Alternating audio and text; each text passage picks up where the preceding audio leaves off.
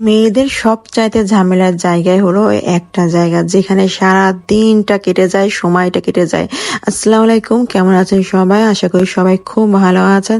রান্নাঘরে কাজ শেষ হতে না হতেই আবার ভরে যায়, আবার পরিষ্কার করা তো আবার ভরে যায়। এই হলো আমাদের সারা দিনকার রুটিন।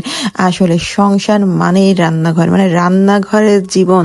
মানে ঘরের চাইতে, রুমের চাইতে আমরা সারাটা দিন যেন রান্নাঘরেই পার করে দিই। বিশ্বাস করেন, মানে রান্নাঘর গুছাতে গুছাতে আমাদের সময়টা কিভাবে চলে যায়।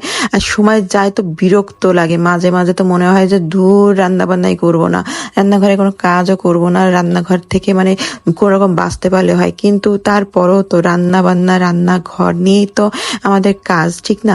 তো আমি ভাবছিলাম রোজার আগে একটু টুকটাক করে রান্নাঘরটা গুছাই ফেলি, যেহেতু আমার রান্নাঘরটা বেশ ছোট মনে হয় আমার কাছে, কিন্তু আমি মানে সামলায় উঠতে পারি না। এই রাখি তো এই ভরে যায়, আবার মানে সবকিছু এলোমেলো লাগে। তো কয়টা র্যাক কিনে নিয়ে আসছি যে এগুলো রোজার ভিতরে খুব সুন্দর হবে, হাতের কাছে তো জায়গাটা খুব থাকে, মানে নিচে যেন খুব বেশিটা জায়গা থাকে, আমার কাজ করতে খুব একটা সুবিধা হয়, এই জন্য আর কি এগুলো সব লাগাই ফেলছি। আর না পেরেও পারলাম না, যেহেতু ওই যে মশলাপাতি এগুলো সব কোটা মোটা সব চেঞ্জ করে ফেলছি। অনেকদিন হয়ে গেলে যতই ধোয়া হোক আবার সে নোংরাই হয়ে যায়। মানে কি বলবো, রান্নাঘরে এত পরিমাণ তেল পড়ে, এত পরিমাণ নোংরা হয়, মানে সারাদিন পরিষ্কার নিজের চাইতে যত্নের, মানে রান্নাঘরের যত্ন আমাদের বেশি হয়। যারা সারাদিন রান্না বান্না করে তারাই কিন্তু এই জিনিসটা ফেস করে বা তারাই বুঝতে পারবে। যারা করে না, সারাক্ষণ মেকআপ আর্টিস্ট নিয়ে বসে থাকে, তারা আসলে এই জিনিসগুলো বুঝতেও পারবে না, তো তাদেরকে বলতেছিও না। তো এদিকে আমি টুকটুক করে সবকিছু গুছাই নিলাম, যেহেতু আজ বাদে কালই তো আমাদের ইফতারের টাইম চলে আসবে, মানে হচ্ছে রোজার সময় চলে আসবে। তো যাতে করে আমি হাতের কাছে সবকিছু পরিপাটি করে পাই, মানে আমার এই পাশ ও পাশ ঘোরা না লাগে, ঝামেলা আমার মনে হয়, এই জন্য আর কি। তো আমি যা যা বাজার থেকে নিয়ে আসছি সবকিছু আমি সব নতুন নতুন কৌটাতে করে আমি রেখে দিচ্ছি একদম পরিষ্কার পরিচ্ছন্ন করে, যাতে করে 1 মাস আমার বাড়তি কোনো কাজ না করা লাগে রান্নাঘরে। আসলে রান্নাঘর গুছায় রাখলে কিন্তু বেশ ভালো লাগে, কিন্তু যখন এলোমেলো হয়ে যায় মনে হয় মাথার পর একটা জ্বর।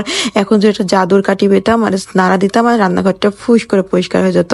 মানে কার্টুনে অনেক সময় দেখা যায় না যে এই যে একটা জিন ঢুকছে ঘাড়ে বা একটা পেট নিয়ে আসছে, সে এসে সব কাজ করে দিয়ে যায়, ব্যাস ওরম একটা পাইলেও বুঝি হতো। আমি মাঝে মাঝে বলি এই জিন চলে আসো আমার ঘাড়ে, এসে আমার সব কাজগুলো করে দিয়ে যাও।